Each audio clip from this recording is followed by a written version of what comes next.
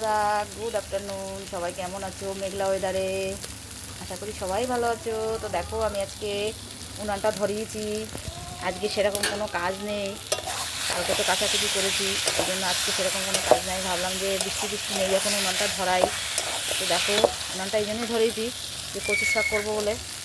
তোমরা তো জানো কচু শাক করতে কত সময় লাগে, কত গ্যাস পড়ে। তো আমি দেখো কাঠে কচু শাকটা হয়ে গেছে, নামিয়ে দেবো। তারপর দেখো আরেকটা জিনিস, এই দেখো কতটা চিংড়ি মাছ। দেখো এখানে 400 গ্রাম চিংড়ি মাছ আছে। সবটা ভাপা করব, সর্ষে দিয়ে রেখেছি সবে। দেখো সবটা ভাপা করবে। আজকে মন হয়েছে ভাপা করব, কোনো তরকারিতে দেবো না। তো চলো আরও কিছু রান্না করছি, তোমাদের সাথে শেয়ার করি। এই দেখো এখানে জ্যান্ত মাছের ঝোল করে রেখেছি, রুই মাছ লাল লাল করে দেখো।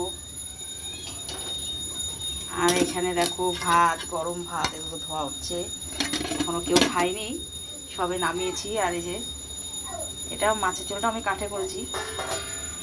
আর এই দেখো কচুর শাকটা কিন্তু আমি মাছের মাথা দিয়ে করেছি। দেখো বুঝতেই পারছো হয়ে গেছে, ধোয়াও হচ্ছে, নামিয়ে দেবো।